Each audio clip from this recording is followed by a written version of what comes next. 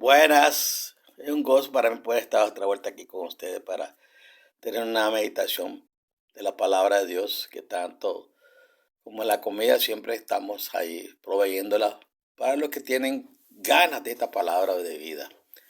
Y hay muchos puntos importantes que se pueden hablar, pero hoy voy a abarcar un punto bastante bonito, profundo y también un punto muy interesante para que podamos entender de nosotros cómo nos ha librado el Señor de la muerte eterna, la segunda muerte, la destrucción en el lago de fuego. Entonces el tema es redención por su sangre, cómo nos salva la muerte de Jesús.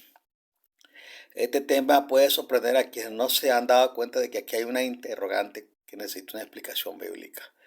La muerte de Jesús es el hecho central del evangelio cristiano. Su juicio, crucifixión, sepultura y resurrección son descritas en forma mucho más detallada que el resto de su ministerio, y los apóstoles posteriormente dan a estos eventos una importancia prioritaria. En 1 Corintios 2:2, el apóstol Pablo dice: pues me propuse no saber entre vosotros cosa alguna, sino a Jesucristo y a este crucificado.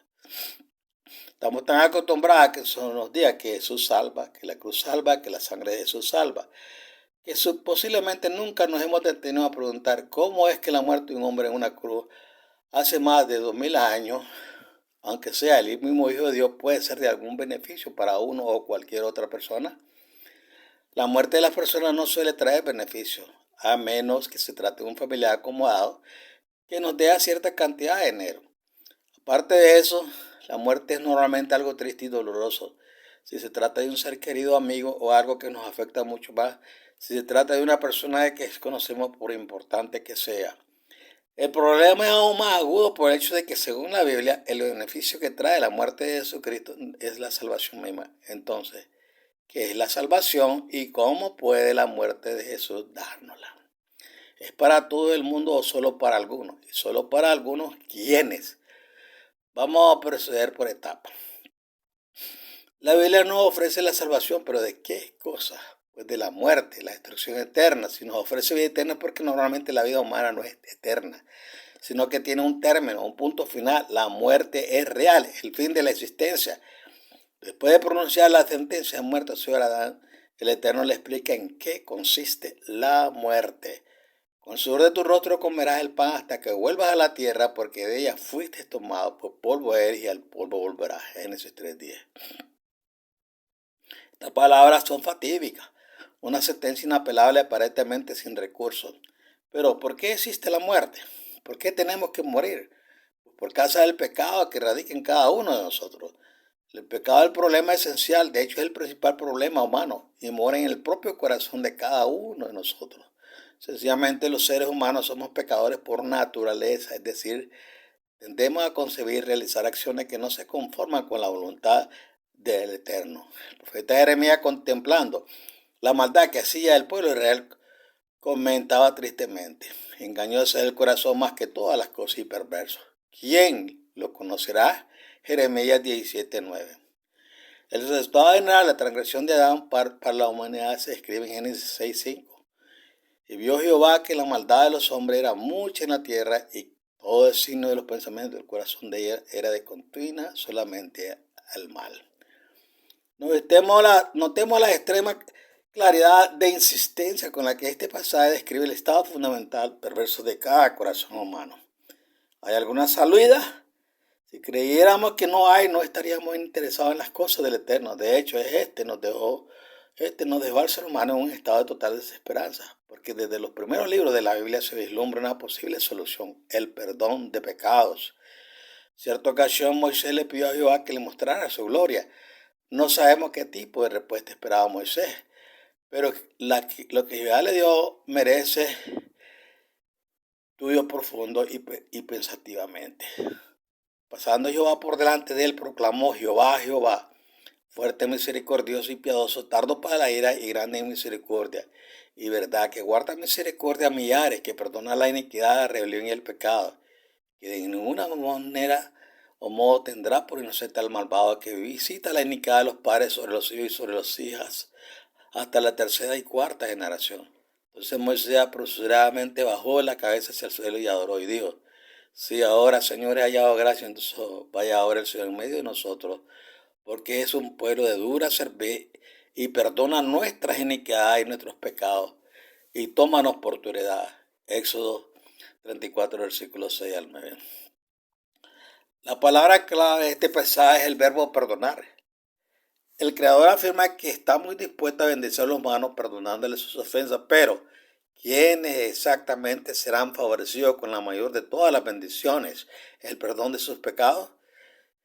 Dios de la Biblia es apartado del mal, no puede tolerar la desobediencia, no puede perdonar a todo el mundo indiscriminadamente porque sería violar sus propias normas de santidad, dejando sin efecto la sentencia de muerte que pronunció sobre Adán y sus descendientes.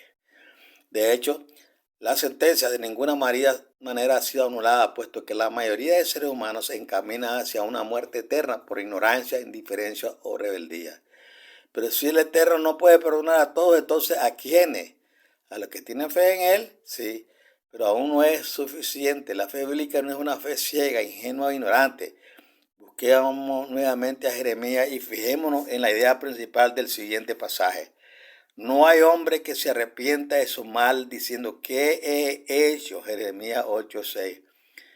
Sin arrepentimiento no puede haber perdón. El gran llamado de los profetas para sus hermanos judíos es que se arrepientan a fin de que se salven. Por ejemplo, veamos en Jeremías 3:12. Vuélvete, oh rebelde Israel, convertidos hijos rebeldes. En el Antiguo Testamento, el concepto del arrepentimiento frecuentemente se expresa por medio del verbo hebreo shuv, traducido volverse o convertirse. El profeta Jeremías en particular utiliza estos términos una y otra vez. La idea fundamental es la de volver la espalda al pecado y la cara a Dios para buscarlo y obedecerlo. Perdón divino se concede solo a lo que se arrepiente. Con frecuencia encontramos el mismo principio en las páginas del Nuevo Testamento, por ejemplo. Bautizar a Juan en el desierto y predicar el bautismo de arrepentimiento para perdón de pecados, Marcos 1:4. Aquí volvemos a encontrar las dos ideas claves que vimos anteriormente que están estrechamente asociadas en la Biblia. El arrepentimiento y el perdón. De hecho, también encontramos una tercera que se trata en forma más específica en otros estudios, el bautismo. El bautismo que se introduce en el Nuevo Testamento es el medio por el cual el nuevo creyente expresa a su Creador, su Salvador y a sus semejantes su decisión de arrepentirse y caminar en las pisadas de Jesús.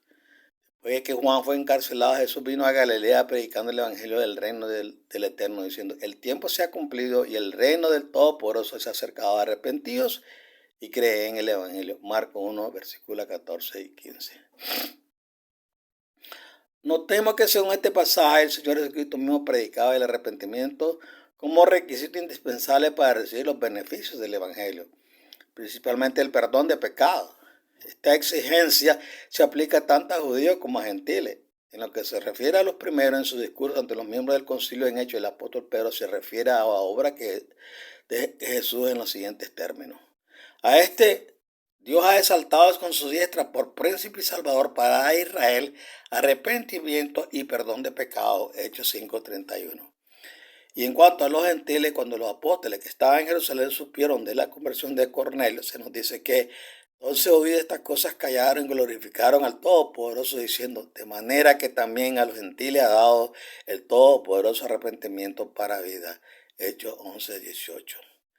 Entonces, en términos generales, en ambos testamentos la salvación estriba en el perdón de pecados, concedido solamente a las personas que se arrepienten de sus faltas y se entregan de lleno a no repetirlas. Este principio abarca la salvación que viene por medio de la muerte del Señor Jesucristo. Ahora veremos la confirmación.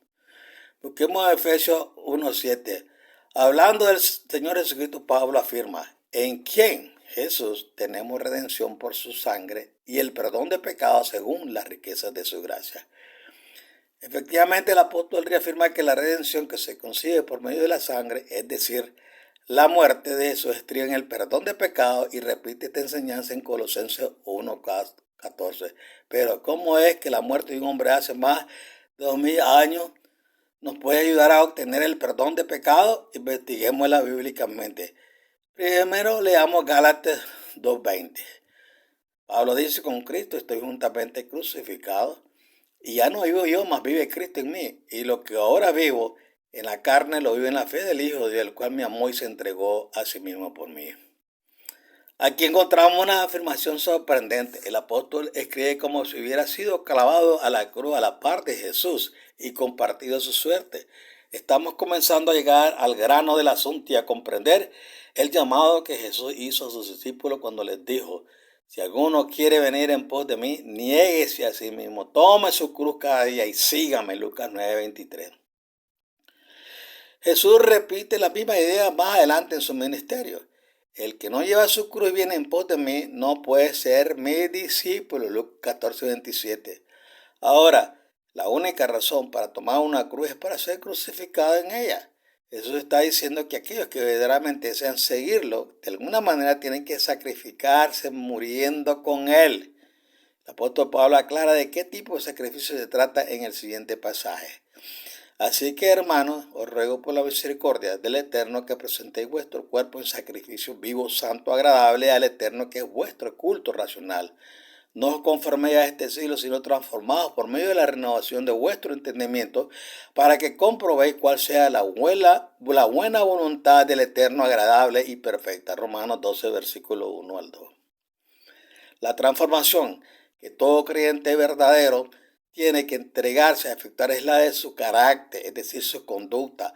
Para lograrlo tiene que renovar su mentalidad, poniendo a muerte sus egoístas instintos naturales y la corrupta práctica del mundo, entregándose de lleno a hacer solo la voluntad del Todopoderoso, la cual se manifiesta en los mandamientos divinos y en la enseñanza y ejemplo de su Hijo Jesús. Esto es lo que el Señor y el apóstol quieren decir cuando invitan a los discípulos a que se crucifiquen con Él. Es un requisito fundamental para que Dios nos reconozca como fieles y obedientes siervos suyos y nos bendiga con el perdón de pecados y la esperanza de vida eterna. Ahora meditemos en las siguientes palabras del apóstol Pablo.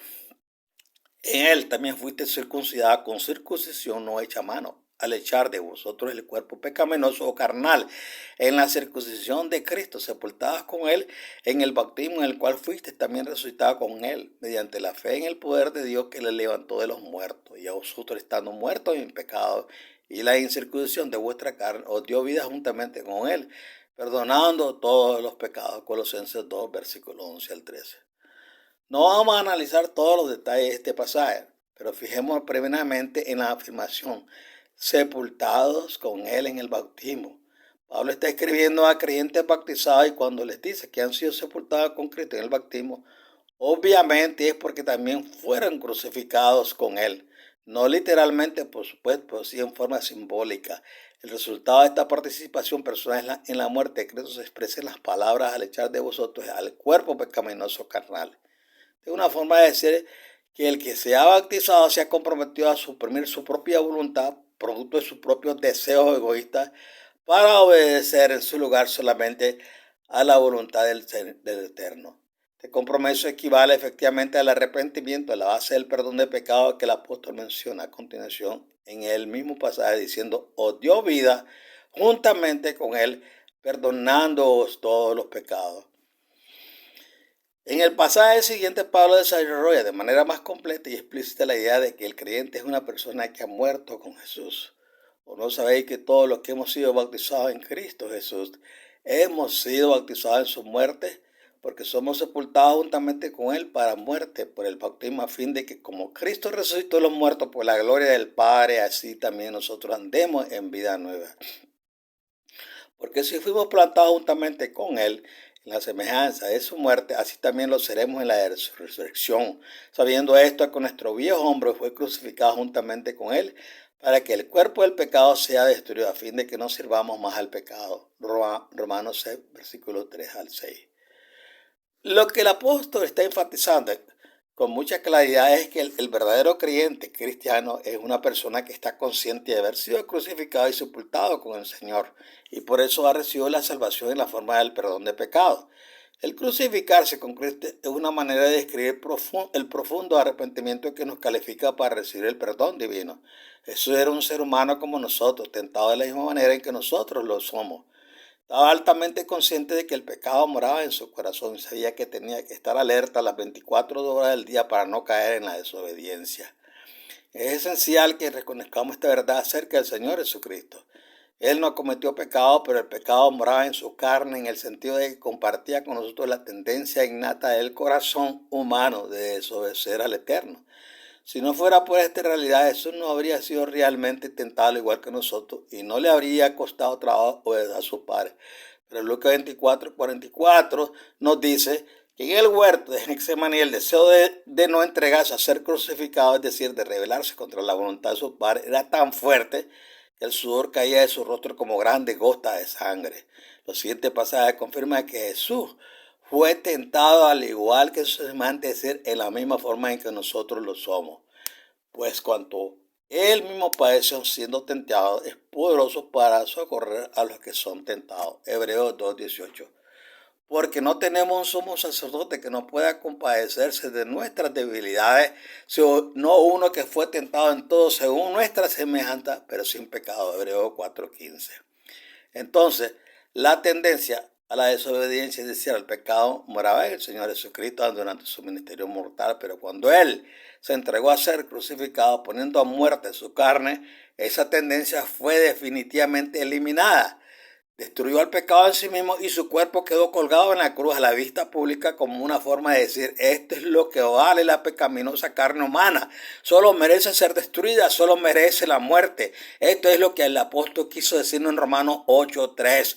Dios, el Todopoderoso, enviando a su Hijo en semejanza de carne de pecado, y a causa del pecado condenó al pecado en la carne. Jesús destruyó literalmente la pecaminosidad en su carne cuando se entregó a ser crucificado. Cuando el creyente se crucifica en sentido figurado con Cristo, reconoce que es pecaminoso por naturaleza y que por eso merece la muerte y se compromete a suprimir la pecaminosidad que está dentro de sí, así como Cristo literalmente lo hizo al morir en la cruz. En términos literales, morir con Jesús significa resistir la tentación al mal y hacer solamente la voluntad del Todopoderoso. Esto es lo que Pablo explica en los siguientes pasajes. Así también vosotros considerados muerte al pecado, pero vivos para el eterno en Cristo Jesús, Señor nuestro. No reine pues el pecado en vuestro cuerpo mortal, de modo que lo obedezcáis en sus concupiscencias, ni tampoco presentéis vuestros miembros al pecado como instrumento de iniquidad, sino presentaos vosotros mismos al Eterno como vivos de entre los muertos y vuestros miembros al Eterno como un instrumento de justicia. Porque el pecado no se enseñoreará de vosotros, pues no estáis bajo la ley, sino bajo la gracia. Romanos 6:11-14. Pero los que son de Cristo han crucificado la carne con sus pasiones y deseos. Gálatas 5:24. Haced morir pues lo terrenal en vosotros: fornicación, impureza, pasiones desordenadas, malos deseos y avaricia, que es idolatría, cosas por las cuales la ira del Eterno viene sobre los hijos de desobediencia, en las cuales vosotros también anduvisteis en otro tiempo, cuando vivías en ella. Pero ahora dejad también vosotros todas estas cosas: ira, enojo, malicia, blasfemia, palabras deshonestas de vuestra boca. Colosenses 3, versículos 5-8.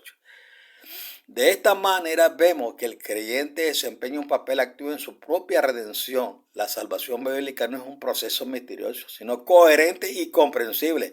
También requiere nuestro entendimiento, anuencia y participación activa. Este es el sacrificio vivo que Pablo nos manda que ofrezcamos en Romanos 12:1.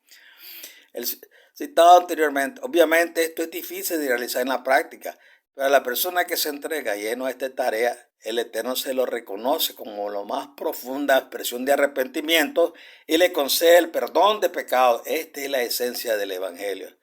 Así que según la enseñanza de la Biblia, la muerte de Jesús no es un misterio ni un acto de magia. Tampoco es que Cristo haya muerto en nuestro lugar para pagar el precio de nuestros pecados o apaciguar la ira del Eterno. La realidad es que con su muerte eso se convirtió en un ejemplo que tenemos que imitar. La muerte de Cristo nos salva solamente si nosotros la tomamos como modelo, muriendo con Él. En respuesta a esta expresión de nuestro arrepentimiento, el Eterno promete perdonar nuestros pecados. En el momento en que el creyente proclama que se ha comprometido a morir simbólicamente con Jesús, es el momento de su bautismo por inmersión en agua. En los siguientes salmos, el rey David describe poderosamente la dicha del perdón. Bienaventurado aquel cuya transgresión ha sido perdonada y cubierto su pecado. Bienaventurado el hombre a quien Jehová no culpa de iniquidad y en cuyo espíritu no hay engaño. Salmo 32, 1, 2. Ten piedad de mí, oh Todopoderoso, conforme a tu misericordia, conforme a la multitud de tus piedades, borra mis rebeliones.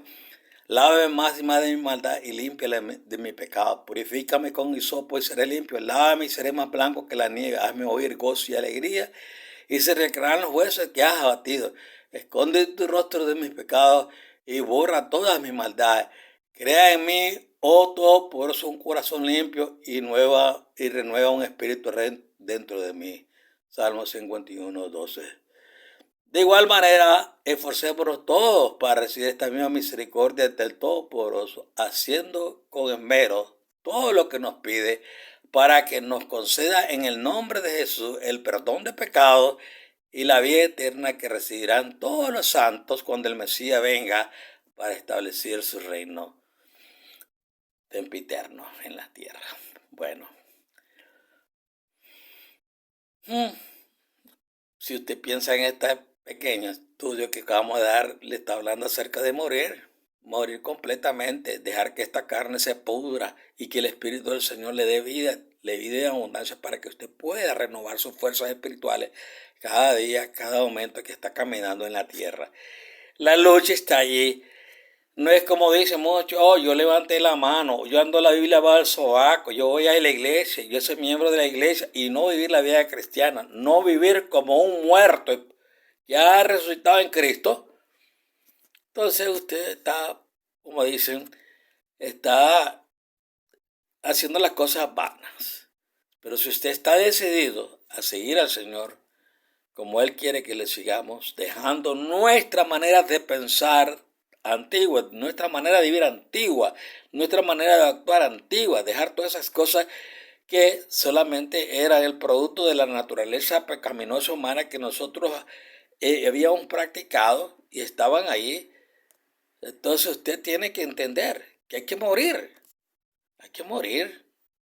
Y una muerte espiritual, hablando acerca de negarnos a sí mismos de muchas cosas que esta carne pide. Esa es la verdad del Evangelio. Por eso dice Pablo, no me avergüenzo del Evangelio, porque es poder de Dios para salvación para todos los que en Él creen y tienen fe y viven la vida que el Señor nos demanda. ¿Quién dice que nosotros no podemos pensar la carne, el pecado en esta carne? Sí la podemos vencer, claro, que no por mis obras, sino por la obra de su Espíritu, que ha sido enviado para que me dé la fortaleza y me dé la fuerza y me dé el conocimiento y el entendimiento de cómo puedo andar en sus caminos. Y la palabra de Dios está allí. Su Espíritu está allí para darnos poder. Y los consejos sanos de hombres de Dios que quieren que venzamos el pecado en la carne, están allí. No sigan todas esas malos ejemplos, los líderes que están viviendo conforme a la carne y que están dando el mal nombre a este poderoso evangelio, no lo sigan. Desistan de esa clase de gente, ni por compañeros los tengan, ni por amigos, porque son personas que no van a cambiar porque se las saben todas. Todo lo conocen, todo lo estudiaron tantos años de teología, tienen tantos años en un ministerio y están trabajando con mucha gente por muchas cantidades y están hablándoles cosas que no tienen éxito en su ministerio, pero que van a dar cuenta del Señor.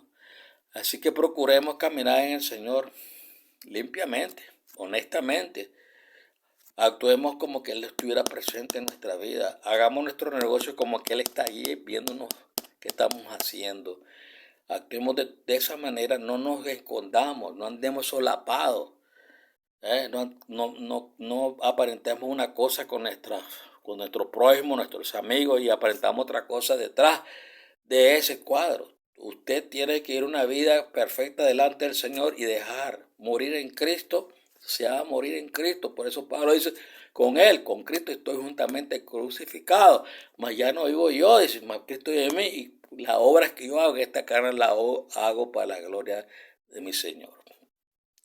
Bueno, otra ocasión y espero que esta pildorita se la tome y le sirva de aliento y fortaleza y sobre todas las cosas que permanezca fiel en Él para que pueda reinar con Cristo por la eternidad.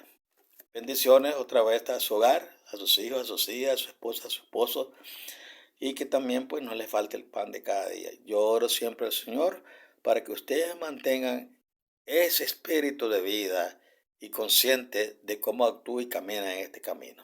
Bye bye. Le dejamos en el Señor una vez más.